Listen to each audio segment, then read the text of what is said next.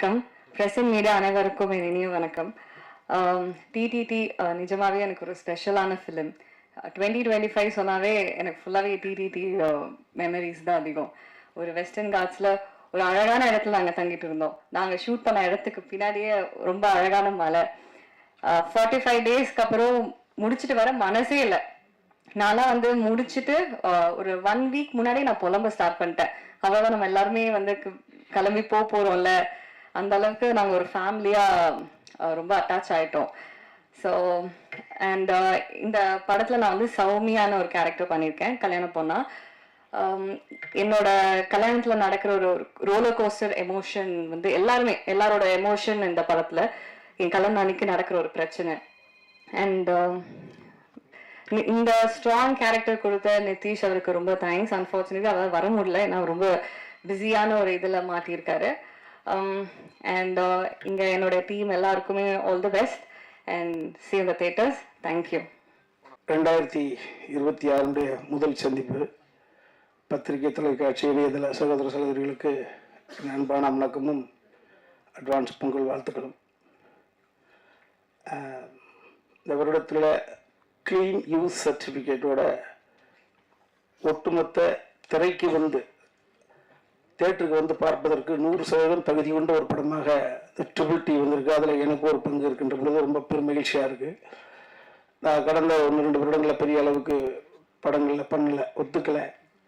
இந்த காரணம் ஏற்கனவே கொஞ்சம் சின்ன பேர் சம்பாதிச்சு வச்சுருக்கோம். ஏன் அதை ஒத்துக்கிட்டான்னு யாரோ கேட்டால் அந்த ஒரு பயம். இதை சகோதரி விடுதனி, இந்த படத்தினுடைய ப்ரொடக்ஷன் கண்ட்ரோலர் அன்பு தம்பி முத்துக்குமார் இவர்கள் மூலமாக தம்பி லிபின் கோ டைரக்டர் வந்து சொன்னான், தம்பி டைரக்டர் நிதிஷ் வந்து சொன்னாங்க.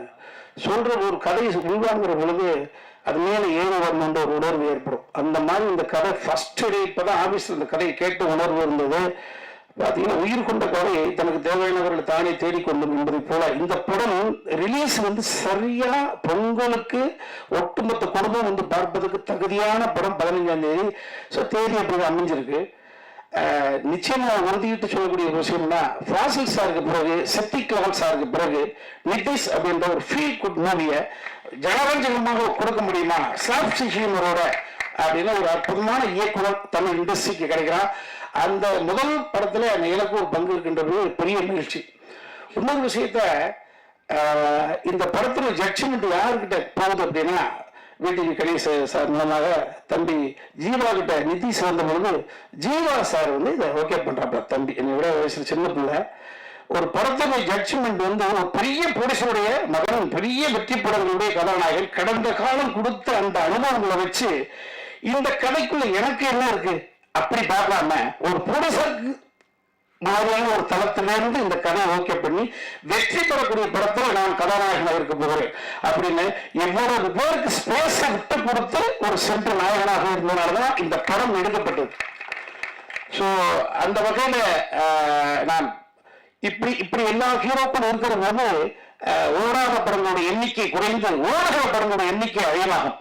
ஸோ ஓடுகிற படத்துல இருப்பதற்கு மிகப்பெரிய ஒரு பங்கு யார்கிட்ட இருக்கு, ஹீரோவுக்கு இருக்கு அப்படின்ற போது தம்பி ஜீவா வந்து 2026 தயாரிப்பாளர்களுக்கு ஒரு நம்பிக்கையான வருடமாக நகர்த்தி கொடுப்பதுல இந்த கிரெடிட் கோஸ்ட் அன்பு தம்பி ஜீவாவுக்கு தான் சேரும்.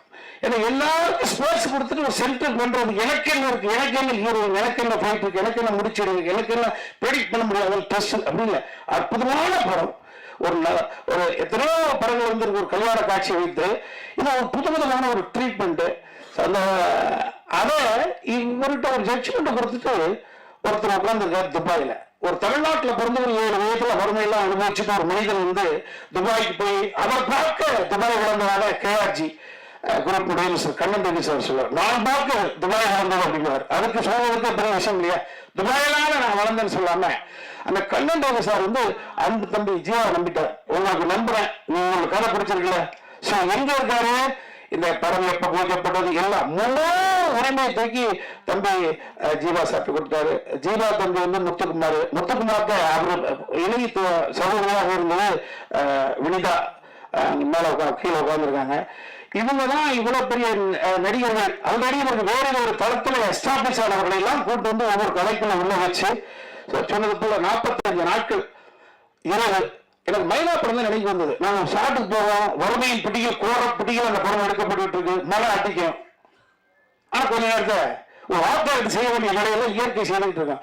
அதே போல 45 நாள் இருட்டு ஒரே நாள் நடக்கக்கூடிய சம்பவம்ன்றதுனால ஃபுல் நைட்டு நடிக்கிறது ரொம்ப ரொம்ப சிரமம் தான். ஆனதும் இடையில மழை.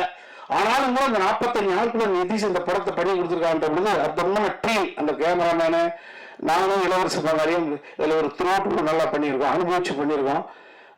15ஆம் தேதி வரப்போகுது. திரும்ப சொல்றேன், இது பொய்க்கு இல்லை.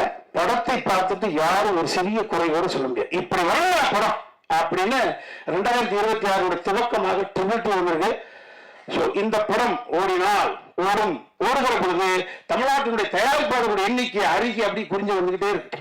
ஸோ ஒரு 30 வருடங்களுக்கு முன்பு ஒரு சௌத்ரி சார் அப்படின்னு ஒரு மகான் இந்த தமிழ் இண்டஸ்ட்ரி கிடைத்த காரணத்தினால்தான் நிறைய இயக்குநர்கள், நிறைய கதைகள், ஒரு படத்தினுடைய ஒரு கதையை ஓகே பண்ணுவதற்கு 100 கதை கேட்டவர் யாரு? சௌத்ரி சார். கதை சொல்வது என்னவோ 2.5 மணி நேரம் மனப்பாடம் பண்ணி சொல்லிட்டு வந்துடலாம். கேட்கிற பொழுது அவ்வளவு விஷயத்தை தள்ளி வச்சுட்டு அந்த போக்கஸ், அந்த கான்சென்ட்ரேஷன் ரொம்ப முக்கியம். அப்ப நாங்கள் நடிக்கிறதுக்கு கதை கேட்கறது என் போர்ஷன் மட்டும் சொல்லுங்கப்பா அப்படின்னு சொல்றோம். தயாரிக்கிறதுக்கு கதை கேட்கறது அப்படி சௌத்ரி சாருடைய வேற ஒரு வருஷனாக கண்ணன் ரவி சார் வந்திருக்காரு. இந்த படம் வெற்றி பெறுவதன் மூலமாக தொடர்ச்சியாக தயாரிப்பு செய்வாரு. ஒரு நல்ல படத்தில் நான் இருக்கிறேன். என் ஊர் பங்கெடுத்த அத்தனை தம்பிமார்கள் டெஃபினட்டா சொல்றேன், இன்னைக்கு சாதாரணமா உட்கார்ந்துருக்காங்க. நகைச்சுவை நடிகர்களெல்லாம் கதாநாயகனாக அடுத்த தளத்துக்கு செல்லுகிற போது ஹியூமனுடைய ஏரியாவை ஃபில்அப் பண்றதுக்கு நபர்கள் இல்லையே அப்படின்ற ஒரு வறுமை இருக்கு. அதை இட்டு நிரப்புவதற்காக நிறைய பிள்ளைகள் உட்கார்ந்துருக்காங்க. ஸோ ஒரு ஆண்கள் இரவு நேரத்தில் போராடலாம். இதுல பாருங்க, எனக்கு மகன் மனைவியா நடிச்சவங்க இங்க கோயம்புத்தூர்ல இருக்காங்க. இளவரசு சாருடைய மனைவியா நைட் நேரத்தில் மாங்காய் சாப்பிட்டு பண்ணிருக்காங்க பாருங்க. மகளும் மருமகளும் மாங்காய் சாப்பிடலாம், அம்மா கேரக்டர் மாங்காய் சாப்பிட்டு பார்த்துருக்காங்க. ஸோ ரொம்ப மகிழ்ச்சி, ரொம்ப பாசிட்டிவா இருக்கு. இந்த படத்தை நானும் தியேட்டர்ல பார்ப்பதற்கு ரொம்ப ஆவலோடு இருக்கிறேன். உங்க அனைவருக்கும் மறுபடியும் பொங்கல் வாழ்த்து சொல்லிக்கிறேன். லட்சுமி மேனுடைய சாலையில் இருக்கக்கூடிய தொகுப்பாளனி சிரிச்ச முகத்தோட தொகுத்து வழங்கிட்டு இருக்காங்க. மகிழ்ச்சி. சொல்லிட்டு